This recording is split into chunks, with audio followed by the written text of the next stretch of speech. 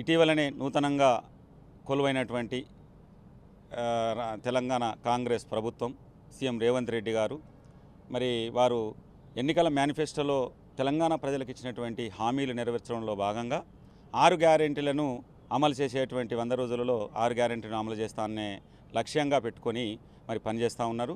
అందులో భాగంగానే మరి వాళ్ళు ఎన్నికల్లో పోయినప్పుడు తెలంగాణ ప్రజలకు ఏమి ఇచ్చారంటే 56% ఉన్న బీసీలకు 42% రిజర్వేషన్లు లోకల్ బాడీలో సర్పంచులు, ఎంపీటీసీలు, జెడ్పీటీసీలలో రిజర్వేషన్లను కల్పిస్తామని చెప్పేసి హామీ ఇవ్వడం జరిగింది.